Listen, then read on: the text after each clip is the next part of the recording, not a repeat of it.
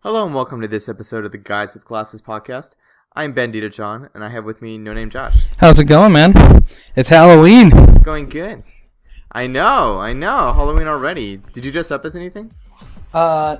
Well, I mean, we did last week when we came over to your house. It was we were dressed up like vampire slayers. Well, yeah. Other than Yeah, that was no. cool. Are you doing anything tonight? No, it's the middle of the week, and I hope to get out of here early tomorrow. Oh yeah. I plan on going to a bar. They're having a little theme night tonight. Based on Pulp Fiction, so they're having like $5 milkshakes and stuff. Oh yeah, I forgot. Cool. Yeah, they have that down at Roxy's, right? Yeah. So I'm gonna do that. I dressed up as Sherlock Holmes. Kind of lame because it's the same costume I wore a couple of years ago. But yeah, it works. It gets the job done. I've been playing a couple games lately. I've been checking out Beyond Two Souls. I played that, and I played the new Pokemon game. And Wolf Among Us is kind of the season of awesome games. Let's start off on talking a little bit about Wolf Among Us because I know you played that as well. What's your thoughts on it so far? What do you like about it? I like I don't know. It's a lot like what do you call it? Walking Dead. And I loved Walking Dead. I love the storytelling in it. So I mean, I'm not saying it's fair. It's kind of the same feeling I have with it. Although I guess at the beginning, like, it was a little bit jarring talking to a frog, or the woodsman and stuff like that. But I mean, the game is so good at immersing you that you don't even really realize it after a couple of minutes. Yeah, so the plot is basically that you're the big bad wolf. They call it Big B, and you are a Fable character, and these other people that you interact with are all also part of Fable. So that includes like Little Red Riding Hood, Three Little Pigs, that kind of stuff. And you're set in New York City, so for whatever reason they're not in this Fable world anymore. Instead, they're in the current world, but they kind of have special powers, like they're stronger, it's very hard to kill them, etc. And you, as a big bad wolf, you're basically kind of like the cop, like you kind of keep things in order with the Fables. And it's really gritty, like it's a dark story. Yeah, it is. Just the part with the woodsman is pretty grim. But yeah, that happens in the first couple of minutes, and there's blood and there's cussing, and it's graphic as hell. It's a lot like Walking Dead, I thought, where it's kind of like it's not a kid's game. But I think the voice acting is top notch. Yeah, again, they nail it with that. I mean, the voice acting's great. I think actually the voice acting is probably better all around than Walking Dead. So Walking Dead had a couple voice actors that were atrocious. Yeah, and it seems like it's a little bit more interactive. Like there's a lot of scenes in Wolf Among Us where like you have to press R trigger or L trigger and you have to time it right. And Walking Dead, it was almost like kind of like press A. There was a couple moments where you had to press a trigger button, but this one has a lot more of that. So yeah, it definitely does. It kind of feels more like a game, less like a movie. Well, I mean, yeah, Nick says that in his review. He really enjoyed that whole thing. He said that the whole thing was awesome. Yeah, and it leaves you hanging. I mean, I like this idea of like these episodic content. Where they're releasing new episodes every 1-2 months roughly. But it leaves you hanging. It leaves you yearning for more. I don't know. What do you think about episodic gaming? Do you think that's kind of the future of gaming, or do you think that's just kind of a trend that will die off? I don't think it's a trend. What I think it is just something that will be integrated into gaming. Not every game will do episodes, but I think games like The Wolf Among Us and The Walking Dead and some other games maybe in that same thing that work better as TV shows. Like Alan Wake would have been an awesome episodic release thing, but they had to put it all in one game, I think those types of games work better or with that format. Yeah, and I think it's also kind of interesting that I think it gives the developers a little bit more time on certain parts. It's like they can get the first part out without having to create 10 hours of content and then release it all at once. So they spread it out over the course of 6 months, so like they can continue working on it, which I think is kind of interesting. I think like Half-Life is the opposite example, where I think that them delaying so long between each episode, it totally got rid of the whole premise of having episodes, in small bite-sized chunks. I mean, you're waiting years, between each one. So yeah, but even those aren't really episodes. I mean, that's a whole full that's game. True. But they did go the wrong way with that. I agree. By calling it episodes, you assume it's going to come out in a regular time, but it's been like, I think 5 years or more, maybe. Yeah. It's been forever. Yeah.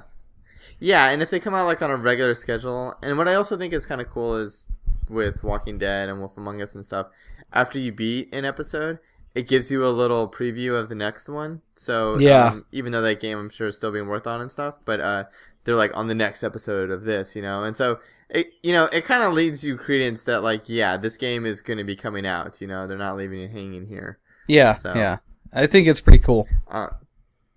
Yeah, well, talking about kind of another movie-like game, Beyond Two Souls, and have you heard about this game? Have you played it yet? I have not played it. I do not have the cash flow to do such things.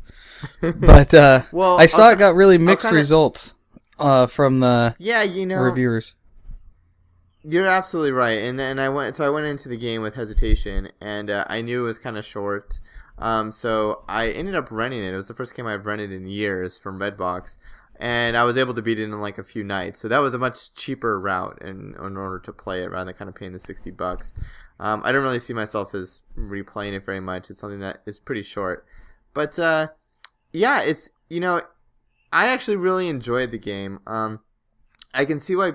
I was reading some of the mixed reviews or why the game got some negative reception, and I think it was deserving of that, but I think it was those people were kind of overly harsh on the game. Overall, like, the graphics are stunning, just absolutely amazing, like all the motion capture they did. Voice acting was awesome. I mean, it was really just like you're watching a movie. Although you're not really playing a game so much. It's more like you're watching a movie and then you're doing some minor interactions with it. You played Heavy Rain, right? Yeah, but I mean, from what I read, it seems like there's so much less interaction with the game than there was in Heavy Rain. Yeah, I was reading kind of an interesting article, and I thought this was surprising, kind of from a game design standpoint, is, in Walking Dead, when you're watching a scene or you make a decision, it's presented very clearly to you that you can make a decision because you press, A, B, X, or Y, and when you make that decision, in the top corner it says this character will remember that, or this character liked your response, or this character disliked your response, kind of thing. So you're immediately presented with, that was an important decision point and I made that decision. It's very clear that you can make a decision. And then at the end of the game, or at the end of that episode, they tell you how other people made that decision. So it's basically like, you made this and 80% of players chose that same route, or 20% of players chose that route. So it's very clear that there's decisions and how you did in those decisions. What I was reading about with Beyond Two Souls, and this is not presented in the game, and this was kind of a game design standpoint, is that certain decisions that you make, and it's not clear that you're making a decision. For example, like you walk out of a room, and it's not said that you can walk out of a room. It's just like, oh, in this one scene, you're allowed to do it. And the game jumbles up. It goes from like to the past to the future to different time periods in this girl's life. And certain decisions that you make in one time period actually affect the storyline in later periods. Even though it's not like the next scene, it could be 5 hours of gameplay later, but that scene is now changed. But you never know that you made a decision to make that happen. It was kind of seamless. And did you like that, or did you not like it? Well, I didn't know that. I didn't know that until I was actually reading an article on Reddit today, and they said that a lot of reviewers didn't know that either, because at some points there is a choice in the game, to like choose option A or choose option B, and it's very clear cut, and you just press a button to do that. But for example, an early part in the game, you're going to a bar and you kind of snuck out of the place, and you have an option and you're trying to meet up with some friends, and so the natural gameplay progression is that you're going to stay there, but you have an option to leave the room and never return back to that bar, and that's not explained to you. But what happens is, based on the crazy events that happen in that bar scene, it affects like her relationships later, and so yeah, I wish I would have either been notified, like in the top corner, like Walking Dead does, that like you chose to leave the bar or something, you know. And even if it just states what I did, at least lets me know that like I made a decision in that scene, or that at the end of the game they showed you like a tree of the branching paths or something. Now that would be cool. I think that would be a good idea.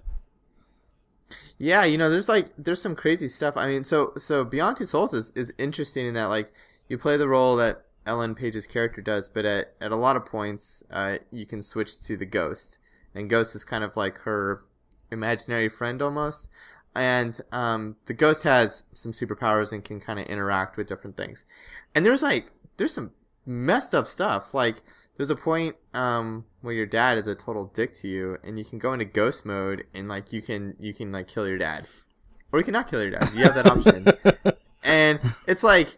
That one was a little bit more obvious because it's like color coded into that scene and stuff, but you know, for options of like leaving the room, it's not really that clear, and I think that kind of hurt the game, unfortunately, because I don't know about like all these different paths I could have taken, you know, so I think that's kind of interesting. Yeah, so I think a lot of the negative reviews came up in that they thought the game was, you know, that you can make some options, but that it just wasn't. It wasn't clear to you that what would happen if you chose a different option. Like, oh, it's not so clear cut that it's like save this person or kill this person. You know, I thought Heavy Rain, the kind of the pseudo prequel to this game, their first Quantic Dream's first game in that genre, it was very clear cut that you messed up or that you made a decision to save this person or not save this person. Yeah. And I like that about the game, and I thought that with Beyond Two Souls, they tried making it more like a movie experience, and it kind of fell flat. It was fun, yeah, but it fell flat a little bit. It just wasn't. It lost even more of its gameness, I guess. So that's too bad. Yeah. Yeah. Well, John, I know what you really want to talk about. Oh yes, I do. I want to talk about Pokemon badly. Yeah. Because I got super addicted to that game. Oh my god, it was bad, dude. You reverted to your Pokemaniac days of childhood? Yes. Yeah, I ended up playing it over 40 hours in the course of a week. That's just nuts. And I have a second job. I have a full-time job too. Yeah. Oh man. Like, oh god. Did you ever play Pokemon? Oh yeah, I played Blue when I was a kid. And I loved the crap out of that game. I played the shit out of it. Yeah, so I did too. That was the last game that I played. I own like Pokemon Gold, but I didn't play it that much. But yeah, so this is kind of the first one that I actually got into. And basically like, man, the nostalgia is big on this game. It's like, you can jump right into it. All the things that you remember about the old Pokemon game are there, and they basically got rid of like all the annoyingness about the Pokemon games. So like, do you remember kind of grinding? Oh yeah, where you had to just wander around pastures to try to battle enough to level up. Yeah, so that's gone because you get an item at very early in the game that allows all your characters in your party to level up, even if they don't fight, which is awesome. And then there's places where like there's like a little daycare center and you can drop off your Pokemon there. So even Pokemon that you're not even fighting with level up at a fast pace. That's pretty awesome. Cool. I'm kind of torn between it because that just seems so simple. I don't know. Actually, you know, that's what's crazy is that the game really has as much depth as you want to have. So it's like, on its face value, you know, you can catch some Pokemon and like, you know, try to beat the game, which is what I did. But if you want to, you can go into like stats hunting, which is just crazy. And it's like there's all these hidden stats that aren't presented to you, like a really deep RPG. And depending upon like your character, your Pokemon's personality, like that can affect your stats depending upon like ridiculous. Is it male or female, depending upon if you got X or the Y game, depending upon where you found it, what time of day.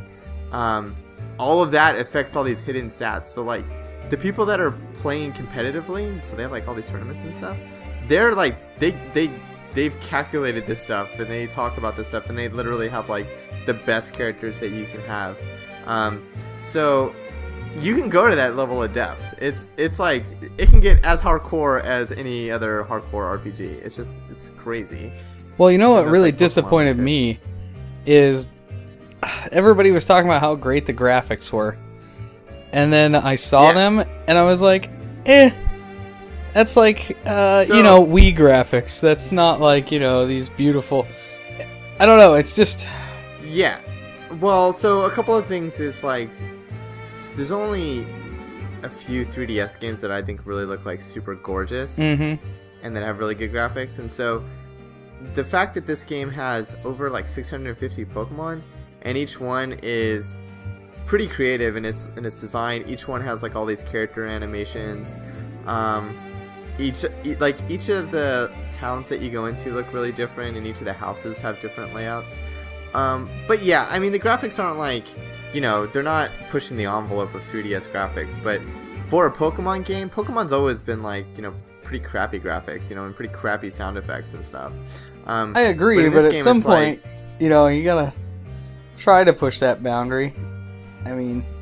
Yeah, Pokemon's just never been that game, I guess, to do that, and I think this game is no exception. It's like, it's not the best looking 3DS game, it doesn't try to be, but it's super fun, like, I think it's kind of like a Metroid Prime versus Mario argument, it's like, yeah, Mario games look good, but no Mario game has ever been, like, super fantastically amazing looking besides, like, maybe Mario 64 or something, but, like, Metroid Prime really went for graphics, and, like, really try to kind of push the envelope. Yeah, they totally abandoned the story or any good gameplay to try to push some graphics. What? You didn't like Prime? Is it Prime? Which one? It's the one that released on the Wii. Prime was a first-person shooter. Prime was on GameCube. Oh shit! No, not Prime. Then sorry, the newest one. I apologize. Everybody that's listening to this that likes Metroid is gonna punch me in the face. No, it's okay. It's like, oh man, we gotta have a homework assignment of playing some Metroid Prime. Never mind. Awesome. Yeah, I had the GameCube and played the Metroid on there. I didn't know it was Prime. I don't know why, but my brain just lost it. But yeah, I get what you're saying. Yeah. But what's interesting about Pokemon? I want to get your thoughts on this. Is the 3D or lack of 3D in the game. What's your thoughts on Nintendo's kind of more recent push to not really have 3D in their games? Horrible idea. This is exactly why people are just like abandoning Nintendo, is because they constantly change things and then they're like, man, we're gonna abandon it like a year later. You know what I mean? I'm sure you're upset that you bought a 3DS for, how much was it, $350 or something? I don't. I got it on launch day, and yeah. Yeah, so a fortune, and they're already like, we're not gonna do 3D anymore. You know what I mean? Does that upset you when you could have bought a 2DS for, half the price? Well, I remember playing with the 3DS before it came out at PAX, and I was like, oh my god, the 3D is amazing, but like the console was held at exactly the right angle, and yeah. It was on a sturdy base and stuff. And then when I got it, the window of where you can see the 3D is really small, and it's like, it's hard to kind of hold it and keep it straight, so I never really liked the 3D on it. But then when the 3DS XL, which we also have, that's my wife's, it has kind of a wider viewing angle, so it's a little bit more forgiving of being like exactly dead center. So it's a little bit better there. But no, yeah, I always thought it was kind of gimmicky, and it was interesting. I liked that it was like kind of pushing the envelope and trying to be different. But I'm not surprised by this. I would be upset if I had bought one. I'd be like, what the hell? Like, this is BS. But, whatever. Yeah, like, it's interesting because in Pokemon, if you turn on 3D, the gameplay lags, which is kind of like the first time I've ever seen it on a handheld title. That's really. even worse. That's even worse. Yeah. Adding insult to injury. It doesn't affect. Yeah, it doesn't affect the gameplay because you're still just like it's still an RPG or turn-based, so you still can select attack or take as long as you need to. But yeah, like animations will kind of stutter. It'll drop the frame rates if you have on 3D. So that's just sad. Oh, yeah. Oh, by the way, yeah. So why did you guys buy a iPhone Gold version? My wife wanted the gold version. I got the black one. I understand. But why the gold? What? I don't know. I think it's just part of like a new color. The iPhones, Doesn't it cost way more? No, it's the same price. Oh, it is. Okay. Well, then never mind. I apologize. It's not gold plated. It's just no. I know it's a gold color, but I thought it was more for some reason. Champagne color. No. Well, so they resell for more. They've been rarer. And man, that was like hunting a unicorn trying to find it. We were like calling up all these stores for multiple days, and yeah. But no, they're the same price. Oh, okay. So. Well, then never mind. I'm okay with it. I thought it was some ridiculous like, hey, we painted it a different color. I mean, kind of like your 3D or your Wii situation where she got you to buy that blue one, and then it never got used. Yeah. When I bought like the special edition. Yeah. This is it's the same price. It's not considered like a. Okay. Well, then I can accept that. I just thought it was like more. I was just gonna say, oh, jeez. Well, thanks for judging me. I judged you harshly. Because you get 2 of everything. I do because if I get a cool gadget, like my wife gets it or she gets one, I start getting jealous and then I want one. It's happened with like the Nook, the iPhone, the 3DS. She didn't like my Xbox. She didn't want her own Xbox. Yeah. So. Cassie wanted hers. She wanted her own Xbox? Yeah. She's got hers in the room. Oh my god, so how we I don't know if our listeners know this, but we record ourselves on Audacity to record this podcast and we chat on Xbox Live. And when I just said that, now like Connect is popping up all these messages like ping and cancel and stuff. I'm like, oh my god. No. I unplugged mine. It was screwing with my console so bad. Like it was taking like forever to log in the beginning because it had to like initialize it and it did its whole thing. It was a nightmare. So I unplugged the Connect. It was bad days. Yeah, I might do that too. I don't really use it. So in fact, I haven't used it since I got Gunstringer. Yeah, I know. I gotta sit down and play that. I have that game, and I have yet to open it. So I need to actually. It is fun. It is actually a fun game. I know. I played like the beginning bit of it. I don't remember who had it. It might have been at your house, to be honest. But yeah, I played the beginning of it, and it was funny, and I really wanted to play more. Yeah. And then it took me forever to buy the game, and now it's just backlogged with 10 other games.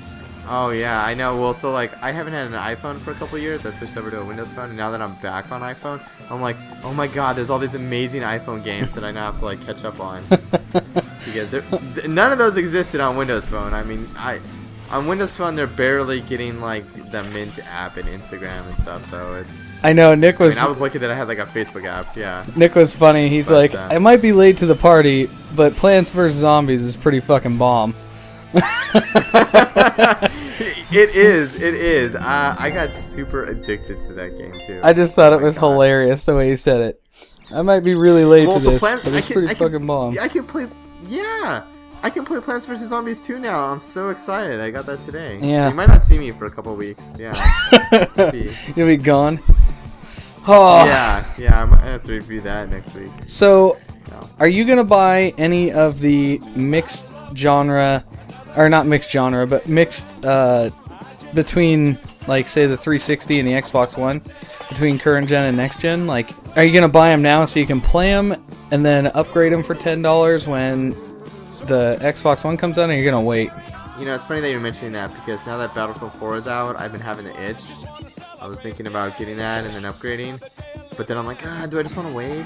I don't know. I have the same problem. I have the same freaking problem because I almost bought it and AC4 a couple days ago.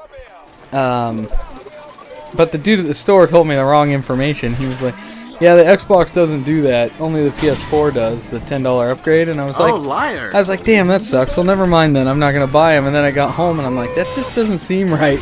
I swore they both said they would. And I looked it up and it is. I was like, damn it. That bastard. Trying to sell more PS3 so are you gonna games. Get it?